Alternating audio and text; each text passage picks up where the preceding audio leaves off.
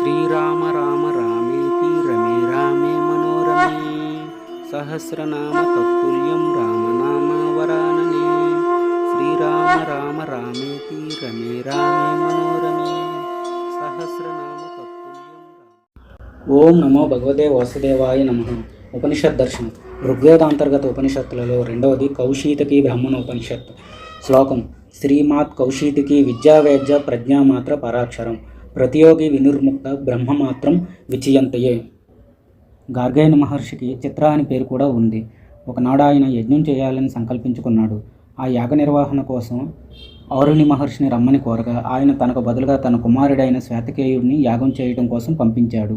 యాగం ప్రారంభించే సమయంలో గార్గేయునుడు, ఓ శ్వేతకేతు మహర్షి, నన్ను ఊర్ధ్వలోకాలకి అంటే స్వర్గం పంపగలవా, లేకపోతే కనీసం ఆ లోకాన్ని దర్శించే మార్గాన్నైనా చూపగలవని వినయంగా ప్రశ్నించాడు. అప్పుడు శ్వేతకేతువు అతడితో ఇలా అన్నాడు: స్వామి, నాకు ఆ శక్తి లేదు. ఊర్ధ్వలోకానికి పంపే విద్య నాకు తెలియదు.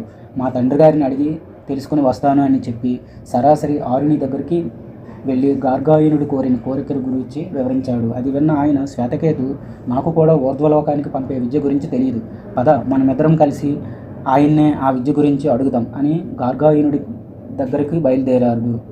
శ్వేతకేతుడిని వెంట పెట్టుకుని వచ్చిన ఆరుని గార్గాయనుడితో, మహాముని, నన్ను తమ శిష్యుడిగా స్వీకరించండి. నేను మీ దగ్గర సంపూర్ణంగా వేదాధ్యయనం చేస్తాను అని విన్నవించాడు. అప్పుడు గార్గాయనుడు ఆరుని, నీవు యథార్థంగా బ్రహ్మజ్ఞానం తెలిసినవాడివి అయినప్పటికీ ఎంతో వినయంగా నీకు తెలియని విషయం గురించి ఎలాంటి దురాభిమానం లేకుండా తెలియదని చెబుతున్నావు. చాలా సంతోషం, నాతో రా, నీకు అర్థమయ్యేలా చెబుతాను అన్నాడు. గార్గాయనుడు ఆరునితో ఇలా చెప్పడం ప్రారంభించాడు: మహర్షి, ముందుగా ఈ లోకం విడిచిపెట్టిన జీవులు అంటే మరణించిన వాళ్ళు చంద్రలోకాన్ని చేరుకుంటారు. ఇది స్వర్గలోకానికి ద్వారం లాంటిది. ఈ చంద్రలోకాన్ని శుక్లపక్షంలో చేరిన వాళ్ళు స్వర్గానికి వెళతారు. అదే కృష్ణపక్షంలో కనుక చేరితే వారు తిరిగి భూలోకంలో జన్మించాల్సి వస్తుంది. భూలోకంలో ఏ మానవుడైతే తాము పుణ్యకర్మల్ని నిస్వార్థంగా చేశామని మనస్ఫూర్తిగా చెప్పగలరో అలాంటి వాళ్ళు మాత్రమే స్వర్గానికి వెళ్ళగలరు. ఇక తగినంతగా పుణ్యకార్యాలు చేయని వాళ్ళు వర్షరూపంలో తిరిగి భూమి మీదకి వస్తారు. ఇలా వర్ష బిందువుల ద్వారా భూమి మీదకి వచ్చిన జీవులు కీటకాలుగాను, పక్షులుగాను, పులి, సింహం లాంటి క్రూర మృగాలుగాను, లేక చేపల వంటి జలచరాలుగాను, మానవులుగాను వారి వారి పూర్వ జన్మ కర్మ ఫలితాన్ని అనుసరించి జన్మిస్తారు. చంద్రలోకం నుంచి తిరిగి భూమి మీదకి వచ్చిన జీవుడిని చూసి కర్మదేవతలు నీవెవరు అని ప్రశ్నిస్తారు. అప్పుడు వారిలా సమాధానం చెప్పాలి: ఓ కర్మదేవతలారా, నేను చంద్రలోకం నుంచి వచ్చాను. 12వ నెల లేక 13వ నెలలో నన్ను మంచి వీర్యంలోకి నిక్షేపించి ఉత్తమమైన గర్భం ద్వారా తిరిగి నన్ను మనిషిగా జన్మింప చేయండి. నేను పుట్టిన తరువాత 12, 13 నెలలలో నాకు జ్ఞానోపదేశం చేయండి. ఓ ఋతుదేవతలారా, నాకు కూడా మంచి జ్ఞానాన్ని ప్రసాదించండి. సత్యం, తపస్సు చేసినందువల్లే నేను కూడా మీలా ఒక వృత్తిదేవతనే. నేను మీరు ఒక్కటే. మీరే నేను, నేనే మీరు.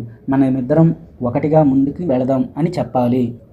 మహర్షి, మానవుడు దేవాయన మార్గం ద్వారా ప్రయాణించి ముందుగా అగ్నిలోకాన్ని చేరుకుంటాడు.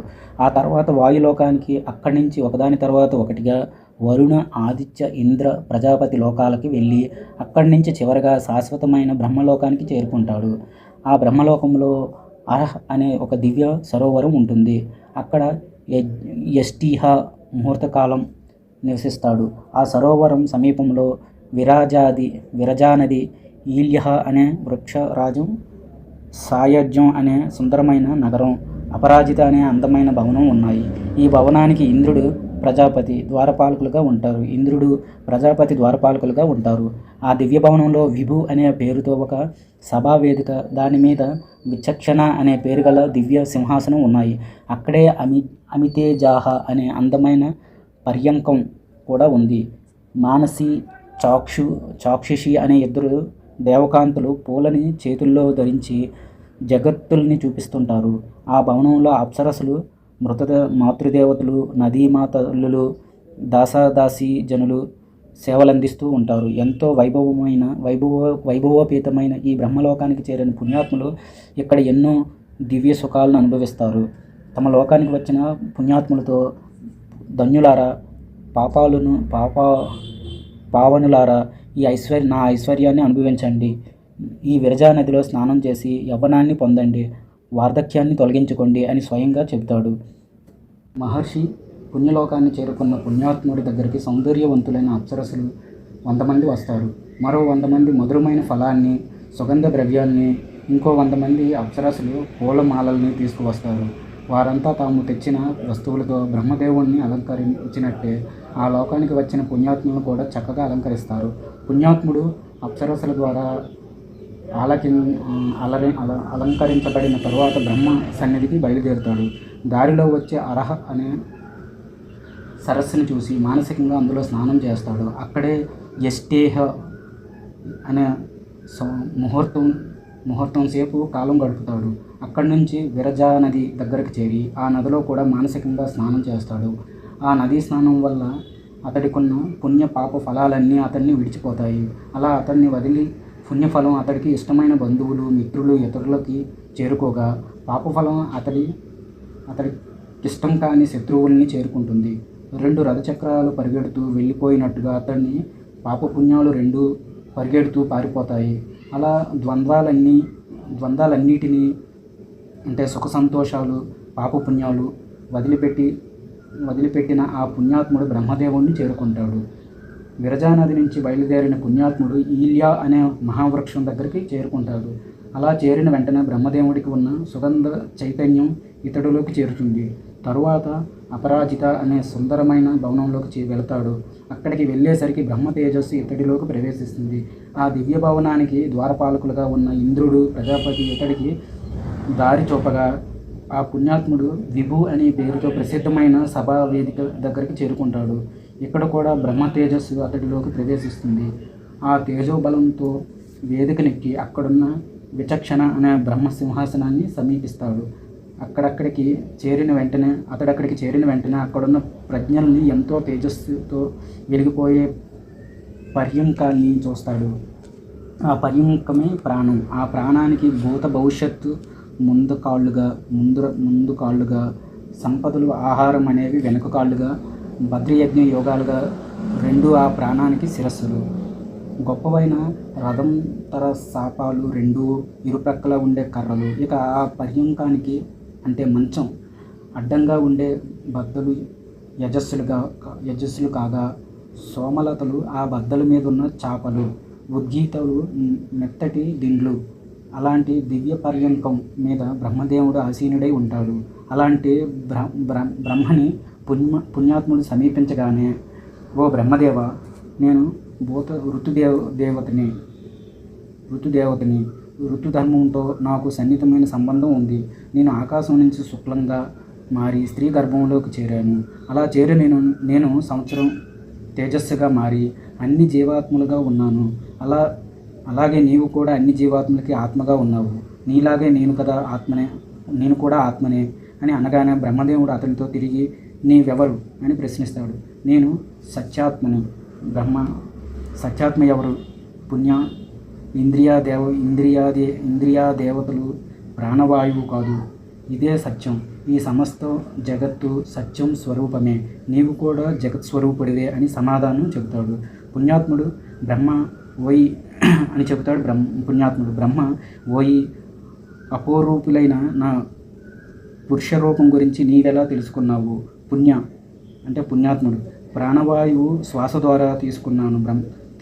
బ్రహ్మ స్త్రీ రూపాలని ఎలా తీసుకున్నావు? పుణ్యాత్ముడు వాక్కు ద్వారా తీసుకున్నాను.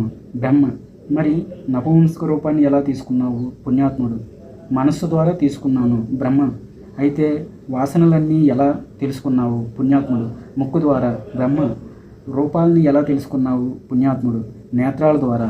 బ్రహ్మ శబ్దాలని ఎలా తెలుసుకున్నావు? పుణ్యాత్ముడు చెవుల ద్వారా. బ్రహ్మ అన్నరసం రుచిని ఎలా తెలుసుకున్నావు?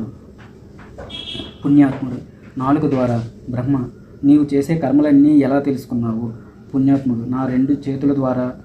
బ్రహ్మ సుఖదుఖాలను ఎలా తెలుసుకున్నావు? పుణ్యాత్ముడు నా శరీరం ద్వారా. బ్రహ్మ ఆనందాన్ని, రతిసుఖాన్ని ఎలా తెలుసుకున్నావు? పుణ్యాత్ముడు యోని ద్వారా. బ్రహ్మ సుఖాన్ని ఎలా తెలుసుకున్నావు? పుణ్యాత్ముడు 2 పాదాల ద్వారా.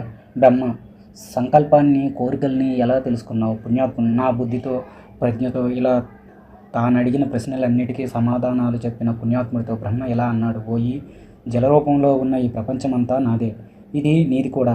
ఇలా ఈ ప్రపంచమంతా బ్రహ్మమయమే. ఈ విషయాన్ని గ్రహించినవాడు కూడా బ్రహ్మయే అవుతాడు. ద్వితీయాధ్యాయం ప్రాణవాయువే బ్రహ్మస్వరూపము. ఈ విషయాన్నే కౌశితకి బ్రాహ్మణం చెప్తుంది. ప్రాణం రూపంగా ఉన్న ఈ బ్రహ్మయే సంకల్పాత్మకమై మనస్సు అవుతుంది. అదే మాట్లాడడానికి అవసరమైన వాగింద్రియం నోరు అవుతుంది. అలాగే చూడగలిగే నేత్రంగా, వినగలిగే చెవిగా కూడా అవుతుంది. ఈ ప్రాణవాయువున బ్రహ్మగా ఎవరైతే గుర్తిస్తారో వారికి సమస్త దేవతలు వారు కోరకుండానే అఖండమైన సంపదల్ని ప్రసాదిస్తారు. అలాగే బ్రాహ్మణిక కూడా జీవులందరూ తన సంపదల్ని ఇచ్చి పూజలు చేస్తారు. ఇలా ఆ ఉపనిషత్తుని బాగా అర్థం చేసుకున్నవాడు ఏ రకంగా ఎవరిని యాచించకూడదు. యాచకుడు ఒక గ్రామాన్ని దానంగా స్వీకరించినప్పటికీ ఆ గ్రామంలోనే తిండి లేక పస్తులుండే స్థితి అతడికి కలగవచ్చు. యాచన చేసేవాడి పరిస్థితి అలాగే ఉంటుంది. ఇక యాచన చేయనివాడు ఎప్పుడు ఐశ్వర్యవంతుడే, ఎందుకంటే అతన్ని అందరూ గౌరవిస్తారు కనుక. గార్గాయన మహర్షి ఆరుణి మునికి ఇలా చెబుతున్నాడు. ఆరుణి, ప్రాణం బ్రహ్మస్వరూపం. బ్రహ్మస్వరూపంగా ఉన్న ప్రాణాన్ని పైంగ్య అంటారు. ఇది అంతర్యామిగా ఉంటుంది, కానీ పైకి కనిపించదు. శరీరంలో ఉండే ఈ ప్రాణమే ఆ జీవుడి నోటి ద్వారా మాటలను వినిపిస్తుంది, కళ్ళ ద్వారా రూపాలని ప్రదర్శింపజేస్తుంది, చెవుల ద్వారా శబ్దాలను వినేలా చేస్తుంది, మనస్సుని ప్రాణవంతం చేస్తుంది. ఇలా ఈ మొత్తం క్రియలన్నీ బ్రహ్మం ద్వారా జరిగినవే. ఇంత గొప్పదైన ప్రాణ బ్రహ్మానికి సకల దేవతలు తమ తమ దివ్యశక్తులను అందించగా, సమర్పించుకోగా, అలాగే మానవులు కూడా తమ తమ భక్తి ప్రవృత్తుల్ని సమర్పించుకుంటారు. ఇలా ఈ ఉపనిషత్ సారాన్ని తెలుసుకున్న వాళ్ళు లోకంలో ఎవరిని ఏమీ యాచించరు. ఒక గ్రామానికి ఎన్నాళ్ళు తిరిగినా ఎవరూ అతడికి భిక్షం వేయలేదు. అయితే ఈ ఉపనిషత్తు పఠించిన తర్వాత అతడు తిరిగి అదే గ్రామానికి వెళితే అక్కడున్న వారంతా అతన్ని ఎంతో గౌరవించారు. ఇక అతడు ఎవరిని యాచించకుండానే ఆ గ్రామంలోని ధార్మికులంతా అతడికి కావలసింది ఇచ్చి గౌరవించడానికి పోటీ పడుతుంటారు. లోకం యాచన చేసి జీవించే స్థితి రాకుండా ఉండటం ఎంతో గొప్ప విషయం.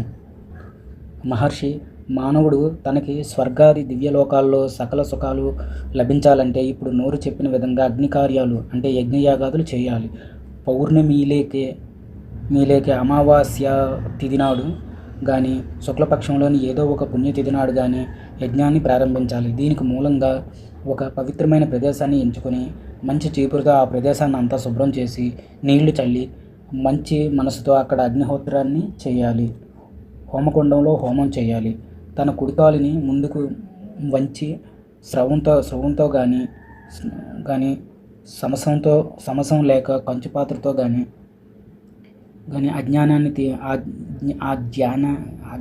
ఆజ్యాన్ని తీసుకొని ఇష్టదేవత మంత్రాన్ని స్వాహాకారంతో పఠించి హోమకుండలిలో వేయాలి. తరువాత చక్షరింద్రియ దేవతలు నాకు ఈ విధమైన అంటే తనకు కావలసిన భోగాలను చెప్పుకోవాలి. భోగాలను కలుగజేయ ఎదురుగాక అని సంకల్పం చెప్పుకొని స్వాహాకారంతో ఆజ్యాహుతుల్ని చేయాలి. ఇదే విధంగా శ్రవణేంద్రియ దేవత, మనోఇంద్రియ దేవత, ప్రజ్ఞాదేవతలని కూడా స్మరించి తనకు కావలసిన కోరికలను సంకల్పించుకుని వారికి కూడా ఆజ్యాహుతుల్ని సమర్పించాలి. ఇలా హోమం చేసిన తర్వాత హోమాగ్ని నుంచి వచ్చే ధూపాన్ని చక్కగా పీల్చి పాత్రలో ఉన్న ఆజ్యం మొత్తాన్ని హోమకుండంలో వేసి చేతులు శుభ్రం చేసుకోవాలి. భక్తిపూర్వకంగా తాను హోమం చేసిన దేవతల్ని తన కోరికలు తీర్చమని ప్రార్థించాలి. అలా చేసిన వాడి కోరికలు తప్పకుండా తీరుతాయి. ఆరుని, నీకు ఇప్పుడు ఇతరుల్ని వశం చేసుకునే విధానాన్ని చెప్తున్నాను. దైవస్మరహ అనే పేరు కలిగిన దివ్య మహిమని సంపాదిస్తే ఇతరుల అభిమానాన్ని సంపాదించవచ్చు.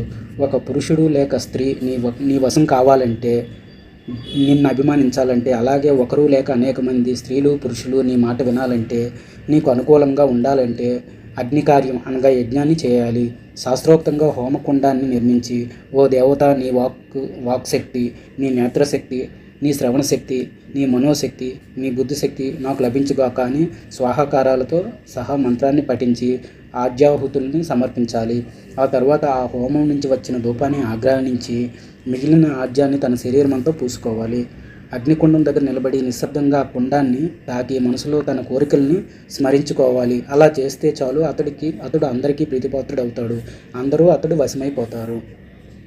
ఆరిని, మానవుడు తన శరీరం లోపల నిరంతరం చేసే యజ్ఞాన్ని ప్రాతార్ధనం అంటారు. మనిషి మాట్లాడుతున్నప్పుడు అతడి శ్వాస పనిచేయదు. ఆ సమయంలో తన శ్వాసని తాను మాట్లాడే మాటల్లో అతడు ఆహుతి చేస్తున్నాడు కనుక మాట్లాడేటప్పుడు ఎవరికైనా శ్వాస పీల్చడం కుదరదు. అప్పుడు అతడు తన మాటల్ని శ్వాస అంటే ప్రాణం ఆహుతి చేస్తున్నాడని మాట. ఈ రెండు పనులు మనిషి నిత్యం చేసే ఆహుతులు. ప్రతి ఒక్కడు మెలకువలో కానీ నిద్రలో కానీ నిరంతరం తన మనసులో ఈ ఆహుతుల్ని స్మరిస్తూనే ఉంటాడు. ఇలాంటి వారికి బలవంతంగా వారు చేసే ఆహుతులన్నీ వారి కర్మల్ని అంతం చేస్తాయి. ఈ విషయం గురించి పూర్వమే తెలుసుకున్న మహర్షులు బహిరంగ కర్మలై యజ్ఞయాగాదులను ఆనాటి నుంచి చేస్తూనే ఉన్నారు. అంటే మనం శ్వాస తీసుకోవడం కూడా ఒక యజ్ఞం కిందే లెక్క. మహర్షి, ఇప్పటిదాకా నీవు బోధించే విద్య మొత్తం బ్రహ్మమే. ఆ బ్రహ్మని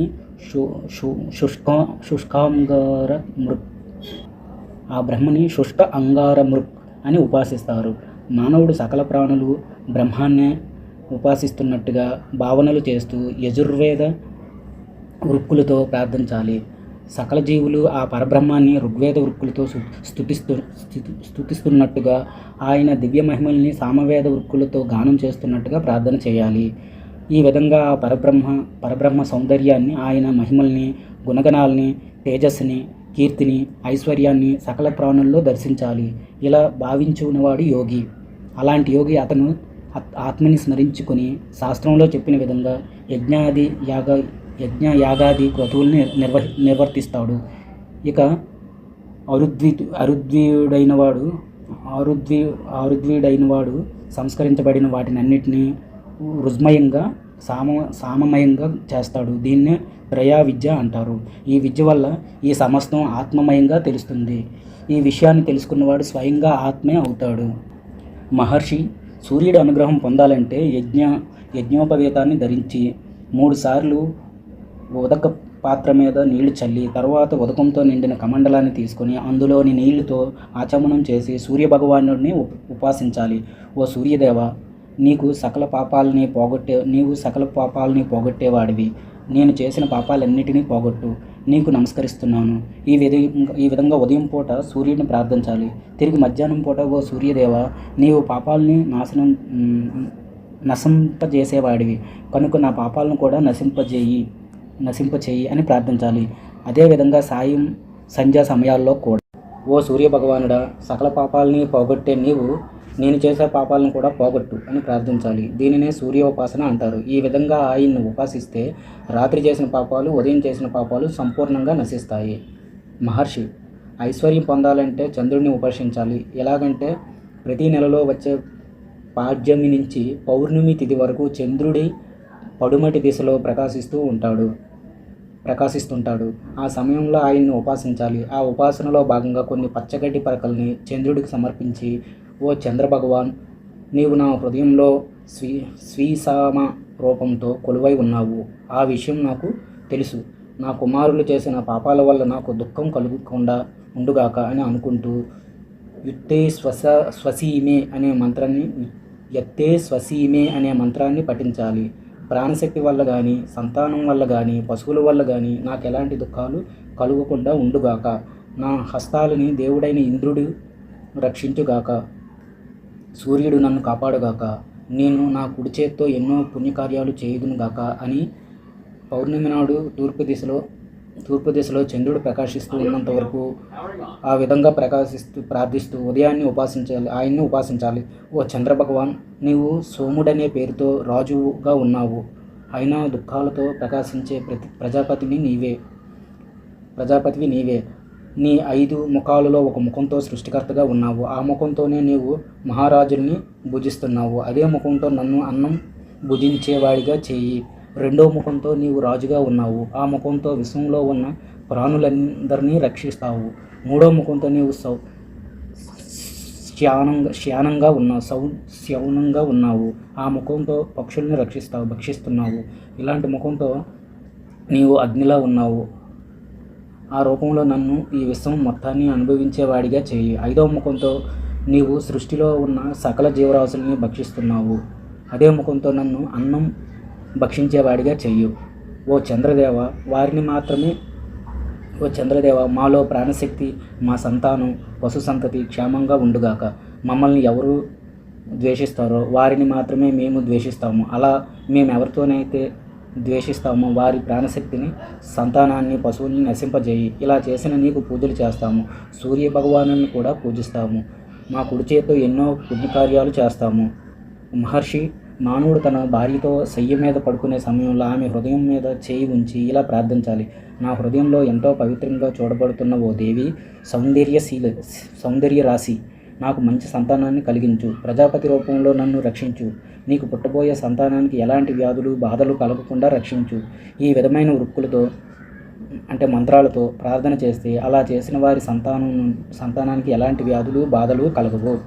ఆరుని చాలా కాలం తర్వాత స్వగృహానికి తిరిగి వచ్చిన కుమారుడిని తండ్రి ఇలా ఆశీర్వదించాలి: ముందుగా ఇంటికి వచ్చిన బిడ్డ నుదుటి మీద ముద్దు పెట్టుకుని, కుమారా, నా శరీరంలో అన్ని అవయవాల నుంచి, హృదయం నుంచి నీవు జన్మించావు.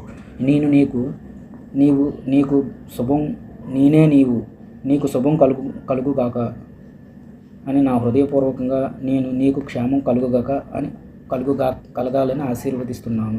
నీవు నిండు నీరేళ్ళు చల్లగా ఉండాలి అని తన కుమారుడి పేరు చెప్పి ఆశీర్వదించాలి.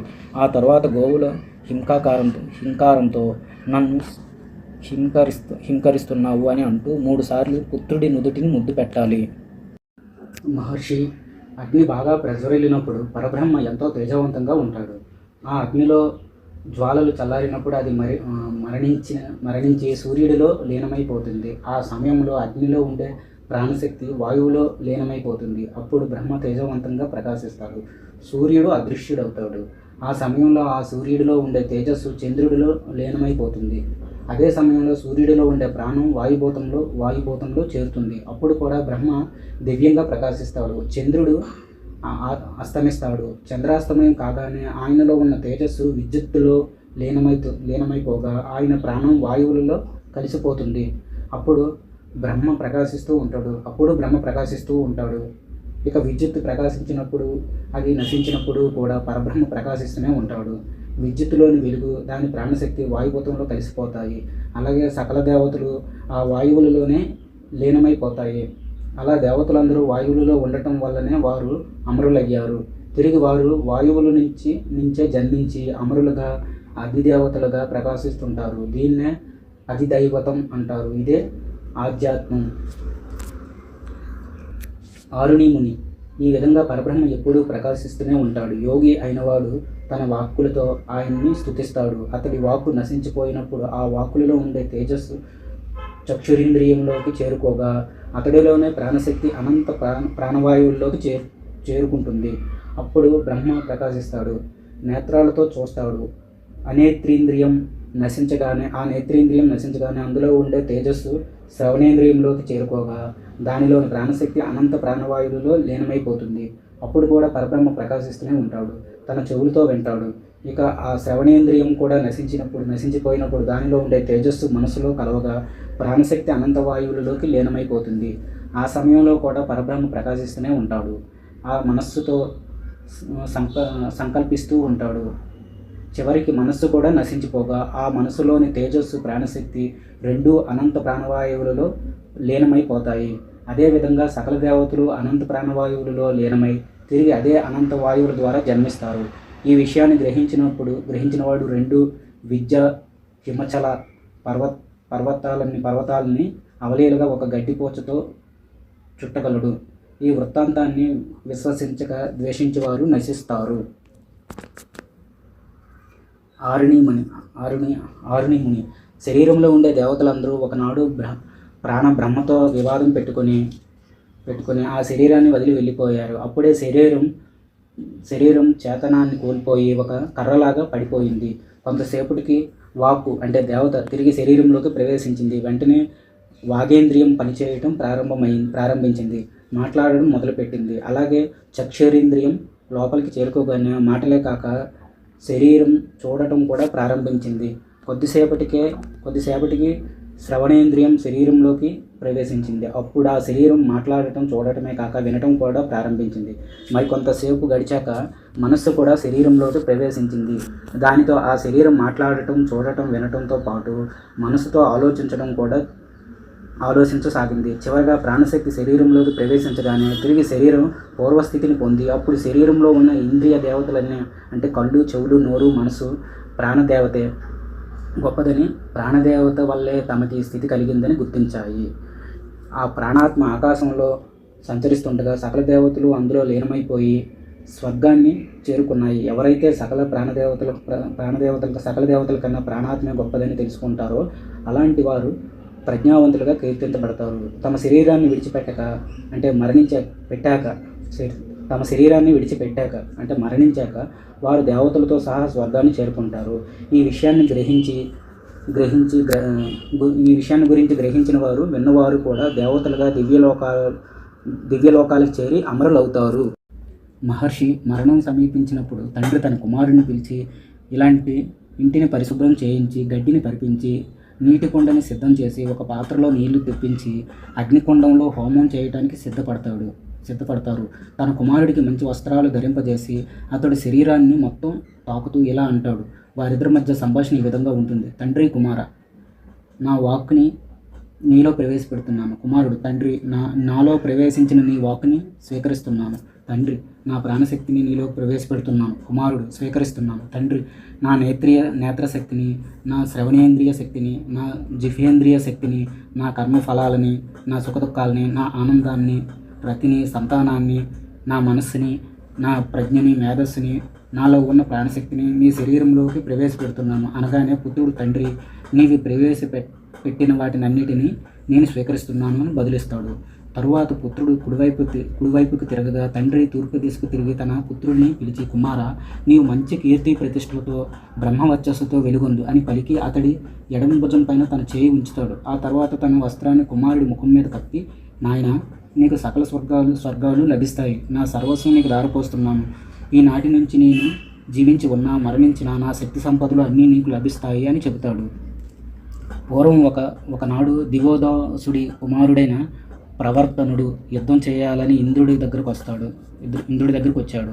అలా యుద్ధకాంక్షతో తన దగ్గరికి వచ్చిన ప్రవర్తనుడితో ఇంద్రుడు ఇలా అన్నాడు. ప్రవర్తన, నీకొక వరాన్ని ఇవ్వాలనుకుంటున్నాను. ఏం కావాలో కోరుకో అన్నాడు. దేవేంద్ర, మానవులందరికీ భోగభాగ్యాలను ప్రవేశించేవారన్న నీవే నిశ్చయించి నాకు ప్రసాదించు. మానవులందరికీ భోగభాగ్యాలని ప్రసాదించే వరాన్ని నీవే నిశ్చయించి నాకు ప్రసాదించు అని అడిగాడు ప్రవర్ధనుడు. అప్పుడు ఇంద్రుడు, ప్రవర్ధన, ఉత్తమ వరాన్ని మానవులందరికీ ఇవ్వటం సాధ్యం కాదు, కనుక నీ కోసం ఏదైనా కోరిక ఇస్తానన్నాడు. అయితే సరే, ఇంద్రుడు అసత్యం చెప్పేవాడు కాడు కనుక నా కోసమే కోరుకుంటాను అన్నాడు ప్రవర్ధనుడు. అప్పుడు ఇంద్రుడు అతడితో, ఓ ప్రవర్ధన, నన్ను సరిగ్గా అర్థం చేసుకో. మానవులందరికీ నేను ప్రియమైన వాడినే. పూర్వం నేను 3 తలలున్న వృత్రాసురుడిని సంహరించాను. అతడి ముఖాల్ని అడవి కుక్కలకి ప్రసాదించాను. ఎంతోమంది జీవులకు ఉత్తమ లోకాలు కల్పించాను. ప్రహ్లాదుడి సామ్రాజ్యంలో ఉన్న ప్రజలకి కూడా దివ్యలోక నివాసాన్ని కల్పించాను. అదేవిధంగా అంతరిక్షంలో ఉండే పౌలుమ ప్రజలకి భూలోకంలో ఉన్న కాలకీస్యులకి కూడా దేవలోక ప్రాప్తిని కలుగజేశాను. ఇన్ని చేసిన నాకు ఇంతవరకు ఎవరి వల్ల ఒక వెంట్రుకంత అపకారం కూడా కలుగలేదు.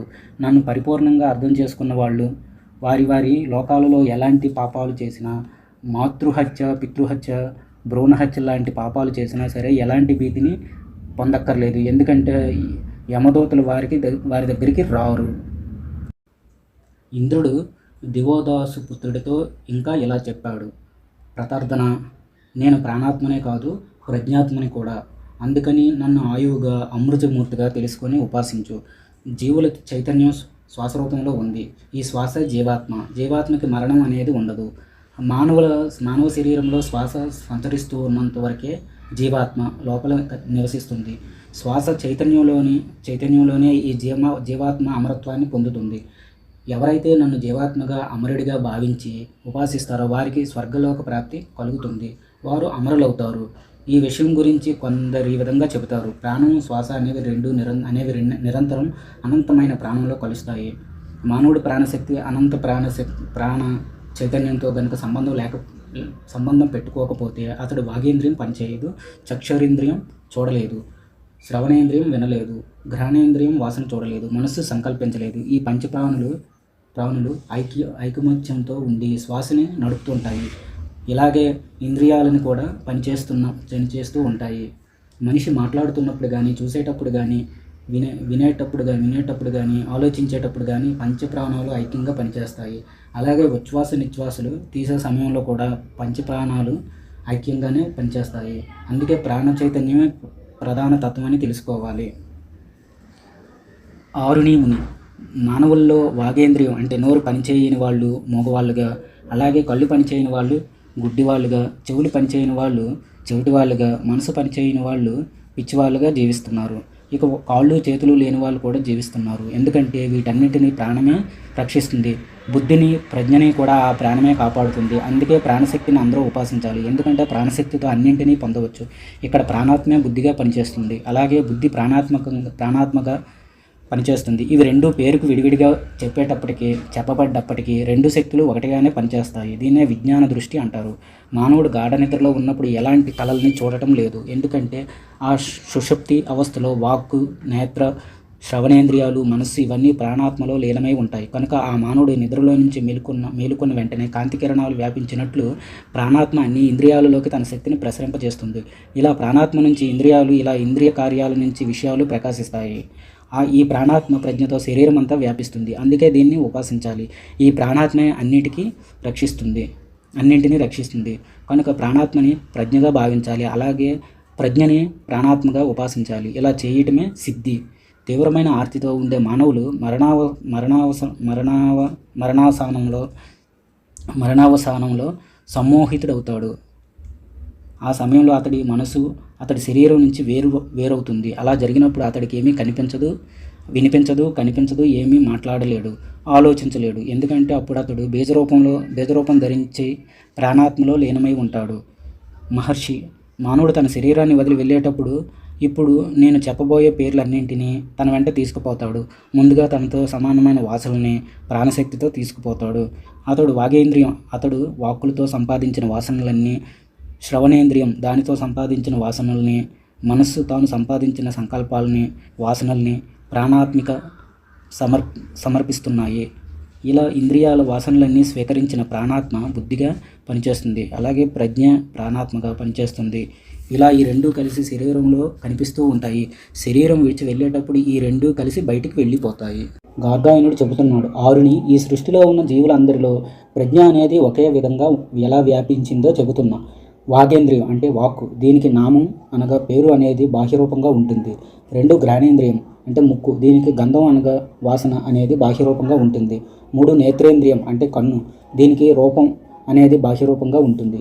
4 శ్రవణేంద్రియం అంటే చెవి, దీనికి శబ్దం అనేది బాహ్యరూపంగా ఉంటుంది. 5 జిహ్వేంద్రియం అంటే నాలుక, దీనికి రుచి అనేది బాహ్యరూపంగా ఉంటుంది. ఇక 2 చేతులు స్వీకర్మ అనేదానికి బాహ్యరూపాలుగా, సుఖదుఖాలు అనేవి శరీరానికి బాహ్యరూపాలుగా, ఆనందం, రతి, సుఖం, సంతానోత్పత్తి అనేవి ఉపస్థి అంటే యోనికి బాహ్యరూపంగా, 2 పాదాలు నడవటం అనే క్రియకు బాహ్యరూపాలుగా, సంకల్పం, కోరికలు అనేవి అంతఃకరణాలకి బాహ్యరూపంగా ఉంటాయి. మహర్షి ఇక్కడ అన్ని రకాల పేర్లు నీ వాగేంద్రియంతో తన ప్రజ్ఞతో గ్రహిస్తోంది. అలాగే అన్ని రకాల గ్రంథాలని ప్రాణాత్మతో, అన్ని రూపాలని జ్ఞానేంద్రియంతో, అన్ని శబ్దాలని శ్రవణేంద్రియంతో, అన్ని రకాల రస అంటే రుచులని జిహేంద్రియంతో, అన్ని రకాల కర్మల్ని చేతులతో, రతిసుఖాన్ని, సంతానోత్పత్తిని ఉపస్థితితో, గమనాది అంటే నడవడం, కర్మల్ని పాదాలతో, అన్ని రకాల సంకల్పాలని అంతఃకరణ అంటే మనసు అనే ఇంద్రియంతో ప్రజ్ఞ గ్రహిస్తుంది. ఆరుని నిజం చెప్పాలంటే ప్రజ్ఞతో కూడిన మాటలతో మాత్రమే మనం ఎలాంటి విషయాన్నైనా ఇవి అని స్పష్టంగా నిర్ణయించి చెప్పగలం. ఒకడు నా మనస్సు ఇంకెక్కడో ఉంది, అందుకే నేను ఈ విషయాన్ని గ్రహించలేకపోయాను అని చెప్పవచ్చు. అలాగే మరొకడు నా మనసు ఎక్కడో ఉంది, అందుకే నేను ఈ వాస్తవాన్ని గుర్తించలేదని అనవచ్చు. నిజానికి ప్రజ్ఞ లేని నేత్రేంద్రియం అంటే కన్నుతో కూడా ఏ రూపాన్ని గుర్తించలేము. ఎందుకంటే ఆ సమయంలో మనసు ఎక్కడో ఉంది, అందుకే ఆ రూపాన్ని గుర్తించలేదు అని ఒకడు అంటాడు. అలాగే మరొకడు, నా మనసు ఎక్కడో ఉంది, అందుకే ఆ పదార్థం రుచిని గుర్తించలేకపోయాను అంటాడు. ఇంకొకడు, నా మనసు ఎక్కడో ఉంది, అందుకే నేను చేసిన పనుల్ని గుర్తించలేకపోయానని చెబుతాడు. అలాగే నా మనసు ఎక్కడో ఉంది, అందుకే సుఖదుఖాలని లేకపోయాయి అని మరొకడు అంటాడు. నేను రతిసుఖాన్ని పూర్తిగా అనుభవించలేదు, ఎందుకంటే ఆ సమయంలో నా మనసు ఎక్కడో ఉంది అంటాడు ఇంకొకడు. నేను నా పాదాలతో నడిచే దూరాన్ని సరిగ్గా గమనించలేదు, ఎందుకంటే ఆ సమయంలో నా మనసు ఎక్కడో ఉంది కనుక అని చెబుతాడు మరొకడు. వీటన్నిటికీ కారణం ప్రజ్ఞ లేకపోవటమే. ప్రజ్ఞ లేకపోవడం వల్ల ఏ ఇంద్రియాంతాలను చేసిన పనుల్ని గుర్తించలేకపోతుంది. ప్రజ్ఞ ఉంటేనే, అంటే మనసు పనిచేస్తేనే తాను చేసిన పనులన్నీ ఇంద్రియం గుర్తించగలుగుతుంది. మహర్షి, మనం కేవలం వాగేంద్రియం గురించి మాత్రమే తెలుసుకుంటే సరిపోదు, ఆ ఇంద్రియం ద్వారా మాట్లాడిన వాడిని గురించి కూడా తెలుసుకోవాలి. అదేవిధంగా గంధం అంటే వాసన పీల్చేవాడిని, రూపాన్ని దర్శించేవాడిని, శబ్దాన్ని వినేవాడిని, రుచిని అనుభవించేవాడిని, కర్మల్ని అనుసరించేవాడిని, రతిసుఖాన్ని నడిచేవాడిని, మనసుతో సంకల్పాలు చేసేవాడిని కూడా తెలుసుకోవాలి. ఇలా ఇంద్రియాలనే కాదు, ఆ ఇంద్రియాల ద్వారా కర్మలు చేస్తున్న వారిని గురించి కూడా తెలుసుకోవాలి. ఇప్పుడు చెప్పిన 10 భూతమాత్రలు ప్రజ్ఞకు సంబంధించినవి. ఇవన్నీ అధిభూతాలు. ప్రాణాత్మక గనుక లేకపోతే ఆ మాత్రల్లో ఒక్కటి పనిచేయదు. అలాగే ప్రజ్ఞామాత్రలు లేకపోతే ప్రాణాత్మ కూడా పనిచేయదు. ఆరిణిముని, ఎందులోనైనా ఒక రూపం వస్తే ఆ వచ్చిన రూపం, అది రావటానికి కారణమైన పదార్థం వేరు కాదు. అంతర్యామి తత్వంలో అన్ని రూపాలు ఒక్కటిగానే ఉంటాయి కానీ ఏదీ ప్రత్యేకంగా ఉండదు. ఉదాహరణగా చెప్పాలంటే, ఒక రథానికి 2 చక్రాలు ఉన్నాయి. ఆ చక్రాల్లో ఆకులు ఉన్నాయి. ఆ ఆకుల మధ్యలో ఉండే ఒక దిమ్మకి అమర్చబడి ఉన్నాయి. అదేవిధంగా భూతమాత్రలన్నీ జ్ఞానమాత్రలు నుంచే వచ్చాయి. ఈ ప్రజ్ఞామాత్రలు ప్రాణాత్మకం నుంచే ఆవిర్భవించాయి. మనిషిలోని శ్వాసరూపంగా ఉండే ప్రాణాత్మ ప్రజ్ఞ. దీన్నే ఆత్మానందం, అమృతమయం, అజరం అంటారు. మహర్షి, మానవుడి సాధు ప్రవర్తన ప్రకారమే ఈ లోకం నడుస్తూ ఉంటుంది. కేవలం కర్మలు చేసినంత మాత్రానే ఏ వ్యక్తి గొప్పవాడు కాలేడు. అలాగని పాపకర్మలు చేసినంత మాత్రాన పాపాత్ముడు కాడు. ఎవడైనా తాను చేసిన పనులకి ప్రకృతి కూడా సహకరిస్తుందనే ఉన్నత స్థానానికి చేరుకోగలడు. అదేవిధంగా ప్రకృతికి ఆగ్రహం కలిగినప్పుడు ఏ పాపాత్ముడైనా పతనానికి చేరువవుతాడు. ఈ జ్ఞానాన్ని కలిగిన వాడే లోకపాలకుడు, లోకాధిపతి. ఆ అధిపతి నా ఆత్మగా ఉన్నాడు అని గ్రహించాలి. చతుర్థాధ్యాయం. పూర్వం బ్రహ్మజ్ఞానం సంపూర్ణంగా తెలిసిన ఒక మహామను ఉండేవాడు. ఆయన పేరు గార్గ్యా బాలకి. ఆయన మత్స్య, కురు, పాంచాలు, కాశీ, విదేహ ప్రాంతాల్లో కనిపించాడు. అలా ఆయా నగరాల్లో కొంతకాలంగా నివసించి ఒకనాడు కాశీరాజు అయిన అజాతశత్రువు దగ్గరికి వచ్చి ఇలా అన్నాడు: ఓ రాజా, నేను నీకు బ్రహ్మతత్వం గురించి చెప్తాను అని. అతడి మాటలు విన్న మహారాజు, స్వామి, మీరు చెబుతాను అన్న మాట అన్నందుకైనా 1000 ఆవుల్ని మీకు బహుమతిగా ఇస్తున్నాను అన్నాడు. అప్పుడు బాలకి ముని, మహారాజా, తమరు జ్ఞానంలో జనక మహారాజు అంతటి వారు అని అందరూ విశ్వసిస్తారు అని అన్నాడు. జనక మహారాజు బాలకి ముని మధ్య పరబ్రహ్మను గురించి చర్చ ఇలా కొనసాగింది. బాలకి, మహారాజా, సూర్యుడిలో ఉన్న పురుషుడు ఎలాంటి వాడు? ఆయన్ని నేను ఎలా ఆరాధించాలి? అజాత, బాలకి ముని, సూర్యుడిలో ఉండే పురుషుడు మహాత్ముడు. నేను ఆయన్ని వర్ణించలేను. సమస్త భూతాలకి అధిపతి, శుద్ధ సత్ప్రభావం కలిగినవాడు, సకల జీవులకు శిరస్సుగా ఉండేవాడు ఆ సూర్యపురుషుడు. నేను ఆయన్ని భక్తిపూర్వకంగా ఉపాసిస్తాను. ఎందుకంటే సూర్యభగవానుని ఉపాసించిన వారు ఆయనలో గొప్ప తేజస్సుతో వెలిగిపోతారు. సకల జీవులకి శిరస్సులా గొప్పవారు అవుతారు. బాలకి, మహారాజా, చంద్రుడిలో ఉన్న నేను ఉపాసించవలసిన పురుషుడు ఎవరు? అజాత మహర్షి, చంద్రుడిలో ఉండే మహాపురుషుడు చాలా గొప్పవాడు. నేను ఆయన్ని వర్ణించలేను. చంద్రుడిలో ఉండే పురుషుడిని సోమరాజు అంటారు. అతడు ఆహారానికే ఆత్మ లాంటివాడు. నేను ఆయన్ని ఎంతో భక్తి శ్రద్ధలతో ఉపాసిస్తాను. సోమరాజుని ఉపాసించిన వాళ్ళు ఆయనలాగా అన్ని ఆహారాలకి ఆత్మలవుతారు. బాలకి, మహారాజా, విద్యుత్తులో ఉండే ఏ మహానుభావుడిని నేను పూజించాలి? అజాత మహర్షి, విద్యుత్తులో ఉండే తేజం పురుషుడిని వివరించడం నాకు సాధ్యం కాదు. అందులో ఉండే మహాపురుషుడు సృష్టిలో ఉన్న సమస్త తేజస్సులకు ఆత్మలాంటివాడు.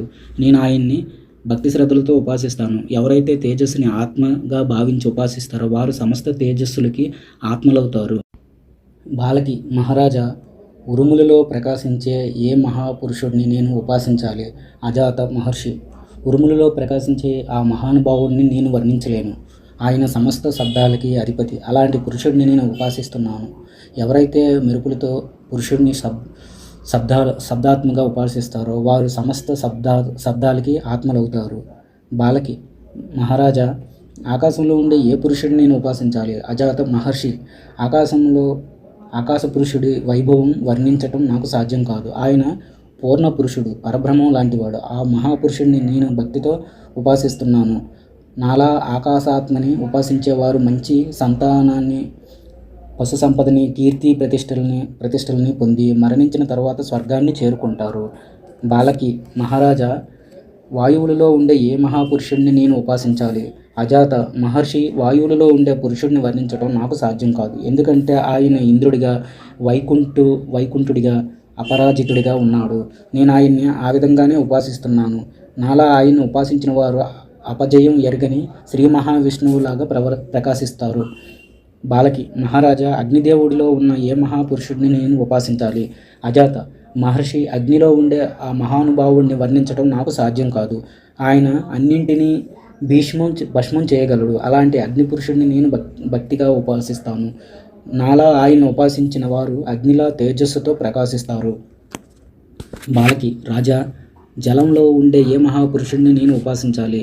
అజాత మహర్షి, జలపురుషుడి గురించి నేను అభివర్ణించలేను. ఆయన అన్ని పేర్లకి ఆత్మగా ఉండేవాడు. అలాంటి జలపురుషుడిని నేను శ్రద్ధగా పూజిస్తున్నాను. నాలా ఆయన్ని ఉపాసించిన వారు సమస్త నామాలకి, అంటే పేర్లకి ఆత్మలవుతారు. ఆ జలాన్నే అధిదైవతం ఆత్మగా కూడా. ఆ జలాత్మే అధిదైవతం ఆత్మ, ఆధ్యాత్మ్యం కూడా. బాలకి మహారాజా, అద్దంలో ప్రతిబింబంగా ప్రకాశించే పురుషుడెవరు? నేను ఆయన్ని ఎలా ఉపాసించాలి? అజాత మహర్షి, అద్దంలోని పురుషుడిని నేను పూర్తిగా వర్ణించలేను. అక్కడ కనిపించే మహాపురుషుడిని నేను ప్రతిరూపంగా భావించి ఉపాసిస్తున్నాను. నాలా ఎవరైతే అద్దంలో కనిపించే పురుషుడిని ఉపాసిస్తారో వారు ఆ ప్రతిబింబం పురుషుడికి ఆత్మే అవుతారు. ఆ ఉపాసన ప్రతిబింబాలు కారు, వారే వీరు. బాలకి మహారాజా, నా నీడలో కనిపించే పురుషుడెవరో ఆయన్ని నేను ఎలా ఉపాసించాలి? అజాత మహర్షి, ఆయన గురించి నేను పూర్తిగా చెప్పలేను. ఆ ఛాయా పురుషుడు వేరుగా లేడు. నేను ఒకే ఆత్మగా భావించి ఉపాసిస్తున్నాను. నాలా ఉపాసించిన వాళ్ళు ఛాయా పురుషుడిలాగా ఏకాత్ములవుతారు. బాలకి రాజా, అహం తత్వంలో ఉండే పురుషుడెవరు? ఆయన్ని ఎలా ఉపాసించాలి? అజాత మహర్షి, ఆ మహాపురుషుడి గురించి పూర్తిగా చెప్పలేను. ఆయన్ని నేను వాయు రూపుడిగా ఉపాసిస్తున్నాను. నాలా ఉపాసించిన వారు వాయువు అనుగ్రహంతో మరణకాలంలో ఎలాంటి సమ్మోహాన్ని పొందరు. బాలకి రాజా, మరి నల్లటి నీడగా కనిపించే పురుషుడెవరు? నేను ఎలా ఆయన్ని ఉపాసించాలి? అజాత మహర్షి, ఛాయా పురుషుడి గొప్పతనాన్ని వర్ణించడం నాకు సాధ్యం కాదు. నేను ఆయన్ని మృత్యుదేవతగా ఉపాసిస్తున్నాను. నాలా ఆయన్ని ఉపాసించిన వారి సంతానానికి అకాల మృత్యు భయం ఉండదు. బాలకి రాజా, ఈ శరీరంలో నివసించే ఏ పురుషుడిని నేను ఉపాసించాలి? అజాత మహర్షి, నేను ఆయన్ని వర్ణించడం నాకు సాధ్యం కాదు. అయితే నేను మహాపురుషుడిని సృష్టికర్త అయిన ప్రజాపతిగా ఉపాసిస్తున్నాను. ఇలా ఎవరైతే ఆయన్ని ఉపాసిస్తారో వారికి మంచి సంతానం, పశు సంపద వృద్ధి చెందుతాయి. బాలకి మహారాజా, నాకు స్వప్నంలో ఒక పురుషుడు కనిపిస్తాడు. అతడెవరు? ఆయన్ని ఎలా ఉపాసించాలి? అజాత మహర్షి, స్వప్న పురుషుడి గురించి చెప్పడం నాకు సాధ్యం కాదు. నేను ఆయన్ని యమధర్మరాజుగా ఉపాసిస్తున్నాను.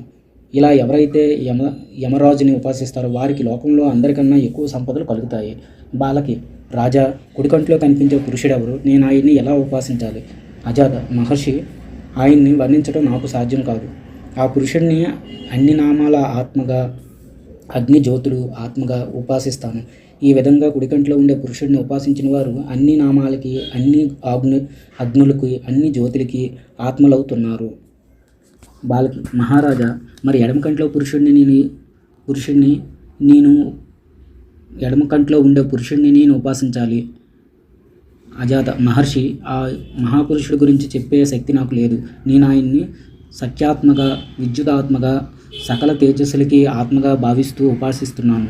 అదేవిధంగా ఎడమ కంట్లో ఉండే పురుషుడిని ఉపాసించిన వారు తాము కూడా సత్యానికి, విద్యుత్తుకి, తేజస్సుకి ఆత్మలవుతారు. ఈ విధంగా తాను అడిగిన ప్రశ్నలన్నింటికీ తగిన సమాధానం విన్న పురుషుడికి బాలకి ముని ఇంకేమీ ప్రశ్నించకుండా కొంచెం సేపు మౌనంగా ఉన్నాడు. అప్పుడు అజాతశత్రువు మహర్షి ఇంతేనా, ఇంకేమైనా ప్రశ్నలు ఉన్నాయా అని అడగగా బాలకి మహారాజా ఇంతే, ఇకపై అడగటానికి ఏమీ లేదు అని అన్నాడు. అజాత మహర్షి ఎప్పటిదాకా నేను చెప్పినవన్నీ భ్రాంతి విషయాలే, యథార్థ పరబ్రహ్మం గురించి చెబుతున్నాను విను. బాలకి, ఈ పురుషులందరినీ ఎవరు సృష్టించారో, ఈ జగత్తుని ఎవరు నిర్మించారో అలాంటి పరబ్రహ్మం గురించి తెలుసుకోవాలి అని అన్నాడు.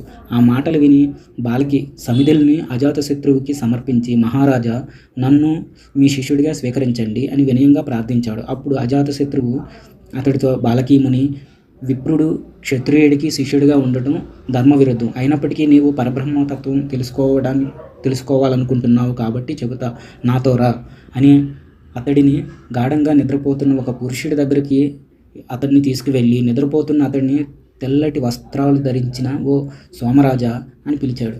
అయితే నిద్రపోతున్న ఆ పురుషుడు ఏమీ పలకలేదు. అప్పుడు అజాతశత్రువు ఒక చిన్న కర్రతో అతన్ని కొట్టాడు. ఆ దెబ్బకి అతడు లేచి కూర్చున్నాడు. ఆ దృశ్యాన్ని చూస్తూ, ఓ బాలకి, ఇప్పటిదాకా అతడు ఎక్కడున్నాడు, ఏం చేస్తున్నాడు, ఎక్కడి నుంచి వచ్చాడు అని అడిగాడు. అయితే బాలకి మునికి ఏమీ అర్థం కాలేదు. ఆ విషయాన్ని గ్రహించాడు అజాతశత్రువు. బాలకి మునితో ఇలా అన్నాడు, మహర్షి, ఈ పురుషుడు నిద్రలో ఉన్నప్పుడు ఏం జరిగింది, ఎక్కడికి వెళ్ళి అతడు తిరిగి వచ్చాడు అంటే, ఆ నిద్రలో ఉన్నప్పుడు అతడు తన హృదయతలం మీద ఉండే హిత అనే వాడి ద్వారా ప్రయాణం చేశాడు. అలా ఎంతో దూరం వెళ్ళాడు. హిత అనే ఆ నాడి ఒక వెంట్రుకని 1000 భాగాలు చెయ్యగా అందులో ఒక భాగం కన్నా అతి సూక్ష్మంగా ఉంటుంది. ఆ నాడి పింగళ, తెలుపు, నలుపు, పసుపు, ఎరుపు రంగుల్లో ఉంటుంది. ఈ రంగుల్లో తెల్ల రంగు కనిపించినప్పుడు ఎలాంటి కలలు అతడికి రావు. ఆ సమయంలో అతడు ప్రాణ చైతన్యంతో కలిసి ఉంటాడు. కనుక అదే సమయంలో అన్ని వాక్కులు, అన్ని నామాలు ఏకమవుతాయి. అలాగే చక్షేంద్రియం అన్ని రూపాలలో, శ్రోత్రేంద్రియం అన్ని శబ్దాలతో, మనస్సు అన్ని సంకల్పాలతో ఏకమవుతుంది. ఎప్పుడైతే మనిషి నిద్రించి మేలుకుంటాడో వెంటనే అగ్ని ప్రజ్వరిల్లినట్టుగా అతడిలో ప్రాణ చైతన్యం ప్రకాశిస్తుంది. ఆ వెంటనే ఇంద్రియ దేవతలు మేల్కొంటారు. అప్పుడే ప్రపంచం అతనికి ప్రత్యక్షమవుతుంది. ఆ విధంగా ప్రాణాత్మ అతడిలో చలించగా లోపలున్న ప్రజ్ఞ అతడి అన్ని ఇంద్రియాలలో వెంట్రుకల నుంచి గోళ్ళ వరకు ప్రవేశిస్తుంది. మహర్షి, ఒక యోధుడు తన సైన్యాన్ని తన ఆధీనంలో ఉంచినట్టుగా ప్రజ్ఞ అంటే బుద్ధి శరీరాన్ని, ఇంద్రియాలని తన ఆధీనంలో ఉంచుకుంటుంది. ఎప్పుడైతే దేవతల రాజైన ఇంద్రుడు ఈ ఆత్మజ్ఞానాన్ని తెలుసుకోక అజ్ఞానంతో ఉంటాడో అప్పుడే రాక్షసులు అతడి మీదకి దండెత్తి వస్తారు. ఇంద్రుడు ఆత్మజ్ఞానాన్ని తెలుసుకున్నప్పుడు ఆయన రాక్షసుల్ని జయించి గొప్పవాడిగా కీర్తి పొందుతున్నాడు. ఈ విధంగా జిజ్ఞాసుడైన మానవుడు ఆత్మజ్ఞానం సాధన ద్వారా అన్ని పదార్థాల కన్నా ఎంతో గొప్పవాడైన స్వరాజ్యాన్ని అనగా మోక్షాన్ని పొందుతాడు. కౌశికి బ్రాహ్మణోపనిషత్తు సమాప్తం. జై శ్రీరామ్.